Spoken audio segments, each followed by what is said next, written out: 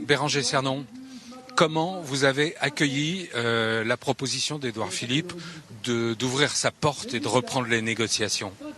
Je pense qu'il était grand temps qu'ils se rendent compte du mécontentement, de la colère, et que le fait de diviser les générations, notamment celle née avant 75 et celle d'après, ne fonctionne pas, ne prend pas, et que la colère est toujours là. Et on ira, on se rendra. Ça veut dire que vous allez y aller à ces négociations ?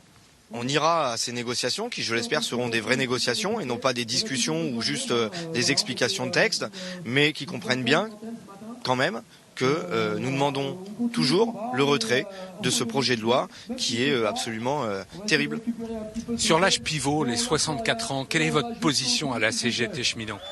On trouve ça absolument scandaleux et on se doute bien que cet âge pivot qui est aujourd'hui de 64 ans sera la variable d'ajustement dans les années à venir. Vous savez, il y avait déjà cette chose-là existe déjà chez les cheminots et tous les ans elle recule au fur et à mesure et on se doute bien qu'avec le système proposé par ce gouvernement, sachant qu'il n'y a pas de nouvelle rentrée d'argent, eh bien on repoussera l'âge d'équilibre au fur et à mesure pour arriver comme dans les autres pays européens et je pense notamment à l'Allemagne où aujourd'hui c'est 69 ans.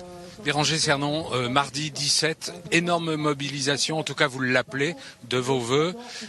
Vous serez dans la rue de manière unitaire avec les autres syndicats, l'UNSA. On a vu ce matin des représentants de l'UNSA qui étaient là.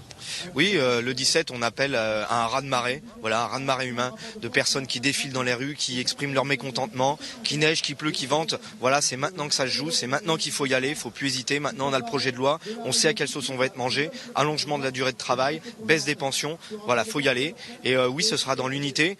Il nous manque le MEDEF, c'est dommage. C'est les seuls satisfaits par cette réforme. Mais il y aura la CFDT, il y aura la UNSA, il y aura la CFE-CGC, il y aura les unions, les unions étudiantes. Il y aura, voilà, toutes les organisations syndicales sont mécontentes de ce projet de loi et seront dans la rue. Et je pense que tous les salariés français, qu'ils soient syndiqués, non syndiqués, militants, non militants, il faut qu'ils descendent dans la rue.